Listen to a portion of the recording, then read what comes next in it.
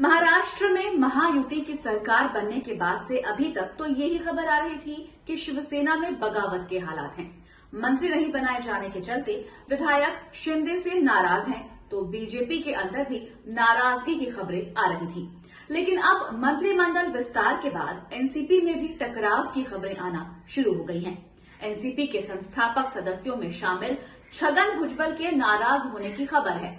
भुजबल को महाराष्ट्र में सबसे बड़ा ओबीसी नेता माना जाता है। यहां तक कि जब मनोज जरांगे ने मराठा आरक्षण के समर्थन में आंदोलन का ऐलान किया तो छगन भुजबल अकेले नेता थे जिन्होंने मराठा आरक्षण का विरोध किया था। उन्होंने इसके खिलाफ रैलियां तक की थी और साफ कह दिया था कि अगर मराठों को ओबीसी आरक्षण दिया गया तो फिर ओबीसी सड़क पर आ जाएगा।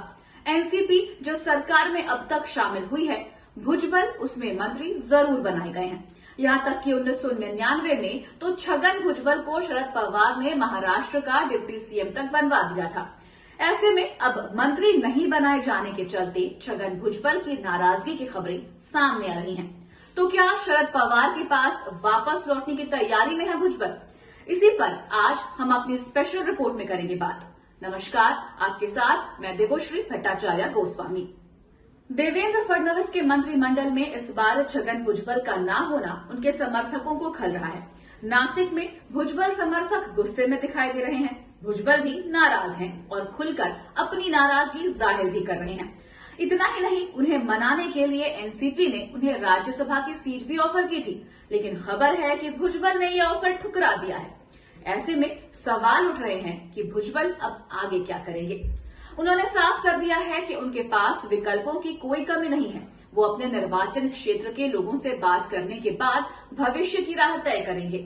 उन्होंने कहा कि मैं एक साधारण राजनीतिक कार्यकर्ता हूं, इससे कोई फर्क नहीं पड़ता कि मुझे दरकिनार कर दिया गया या फिर पुरस्कृत किया गया, लेकिन एक बात साफ है कि मुझे कैबिनेट में जगह मिलनी चाहिए थी। दरअसल भुजबल भले ही अजीत पवार के साथ हों, लेकिन समय समय पर उनके बयान अजीत पवार की परेशानी को बढ़ाते हुए दिखाई दिए हैं। वो अजीत की तुलना में शरद पवार की तारीफ ज्यादा करते दिखते थे और इसके पीछे सबसे बड़ा कारण भी था कि भुजबल भले ही सत्ता के लिए अजीत पवार के साथ आ गए हों, लेकिन वो अपना नेता शरद पवार को ही मानते थे। शरद पवार के करीबियों में गिने जाते थे और कहा जा रहा है कि अजीत पवार भी इस बात से डरे हुए थे कि भुजबल कभी भी पाला बदल सकते हैं, इसीलिए उन्हें मंत्री पद नहीं दिया गया।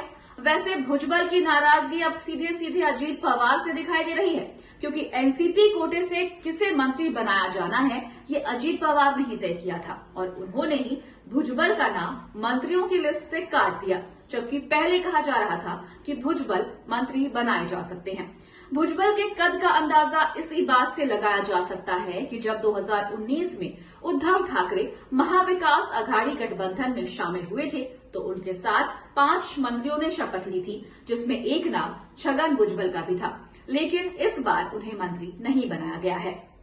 मंत्री पद नहीं दिए जाने की नाराजगी भुजबल के चेहरे पर साफ साफ देखी जा सकती है। उन्होंने कहा कि मंत्री पद आते जाते रहते हैं, लेकिन उन्हें खत्म नहीं किया जा सकता।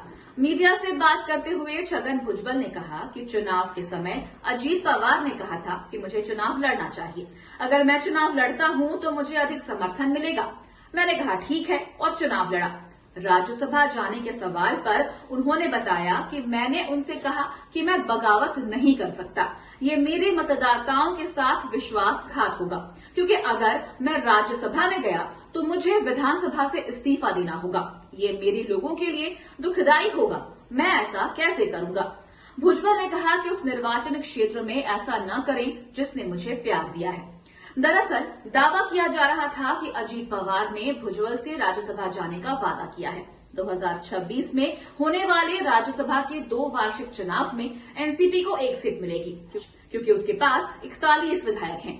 लेकिन भुजबल ने जिस तरह से साफ इनकार कर दिया है, उसने अजीत पवार की मुश्किलों को बढ़ा दिया है। दरअसल ये भी कहा जा रहा है कि अजीत पवार अब एनसीपी को अपने हिसाब से चलाना चाहते हैं। दरअसल ये भी कहा जा रहा है कि अजीत पवार अब एनसीपी को अपने हिसाब से चलाना चाहते हैं।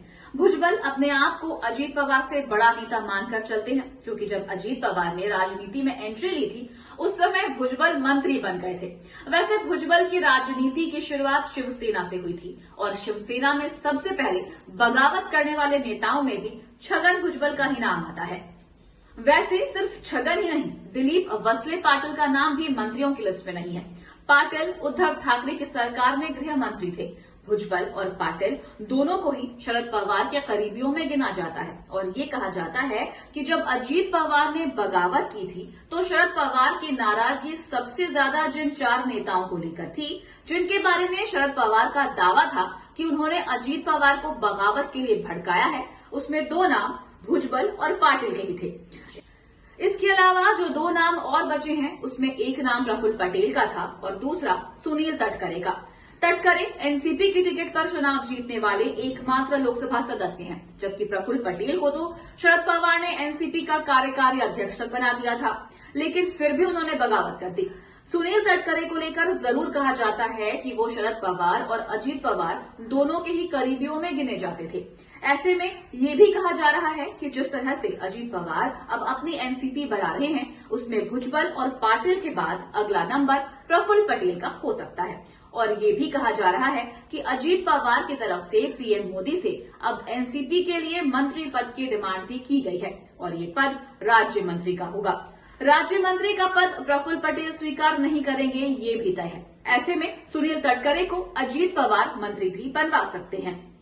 अजीत पवार जिस तरह से अब अपने कदम आगे बढ़ा रहे हैं, उससे एक बात साफ है कि आने वाले समय में एनसीपी में बगावत की वो कोई भी संभावना नहीं रखना चाहते हैं, क्योंकि शरद पवार समर्थकों को किनारे लगाकर वो एनसीपी में सिर्फ अपने वफादारों को ही आगे बढ़ाने की तैयारी में हैं और इसीलिए उन्होंने हारून मुशर्रफ और धनंजय मुंडे को मंत्री बना दिया, जबकि बीजेपी की तरफ से इस बात के लिए बहुत दबाव था कि उन्हें मंत्री पद नहीं दिया जाए, क्योंकि इन नेताओं के खिलाफ ईडी की कार्रवाई चल रही है। अभी भले ही ईडी ने चार्जशीट फाइल नहीं की हो, लेकिन देवेंद्र फडणवीस का अजीत पवार पर दबाव था कि किसी भी दागी को मंत्री पद नहीं दिया जाएगा, लेकिन अजीत पवार ने बीजेपी के दबाव को नहीं माना, लेकिन शरद पवार के करीबियों को जरूर किनारे लगा दिया। इसके बाद ये भी कहा जा रहा है कि कुछ नेता वापस शरद पवार के कैंप में जा सकते हैं। वैसे इस बात की उम्मीद कम ही दिख रही है, क्योंकि महायुति को इस बार राज्य में बड़ा बहुमत मिला है और अगर कुछ विधायक पाला भी बदलते हैं तो पहला उनकी सदस्यता चली जाएगी और दूसरा उनके पाला बदलने से सत्ता नहीं बदलने वाली। तो आपको हमारा ये वीडियो कैसा लगा, हमें कमेंट करके अपनी राय जरूर दीजिएगा। अगर आप ये वीडियो फेसबुक पर देख रहे हैं तो हमारे पेज को लाइक करें और अगर आप ये वीडियो यूट्यूब पर देख रहे हैं तो हमारे चैनल को सब्सक्राइब करना ना भूलें और देखते रहिए द धाकड़ न्यूज और बेल आइकन दबाना ना भूलें।